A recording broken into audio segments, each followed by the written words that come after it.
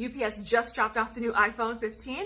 Let's unbox it while I talk about 3 very specific things we can all learn from Apple's iPhone launches. Those of you that know me know that I'm a die-hard Android user. I'm filming this on an Android right now, but I've had 2 phones for years and years. I have both phones. I have 2 phone numbers. This is not a debate about which phone is better. We all have our preferences, but I could not care less about blue bubbles, so please do not be in the comments talking about that. This is not what this video is about.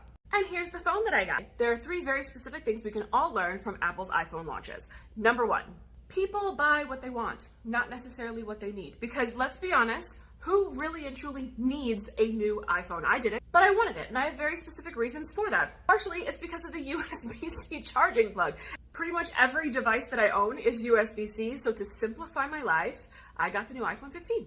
All that to say, if you're speaking to your ideal client, the messaging is right, the marketing is right, the people that you're speaking to really and truly are exactly who you would want to work with, and they're telling you that they can't afford your services or they don't have the money for it, it's likely not true. There are a lot of reasons why people say that they can't afford something. And again, this is if you're speaking to the right people. Sometimes it's a value issue. They don't see the value of your product and service as it relates to the money that they're spending on it.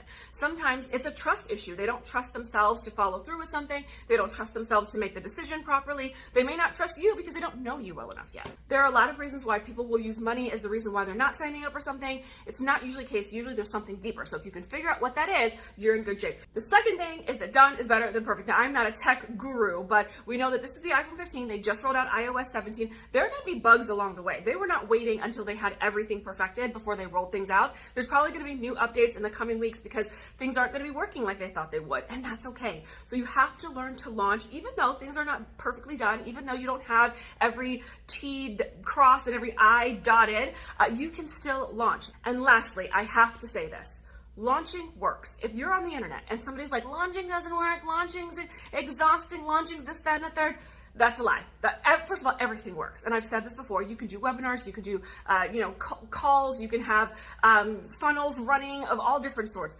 Everything works. Because if it didn't, big companies like Apple wouldn't put so much time, resource, and energy into doing it. But they do a big event where they make the announcement, they talk about the new features, they leak some of those features into the public so that there can be some brand buzz around it. And then they have the pre-order period and then people get it. We do all these unboxings and it becomes a whole situation. So launching absolutely works. You just have to kind of launch in a way that is in integrity with you and your business model.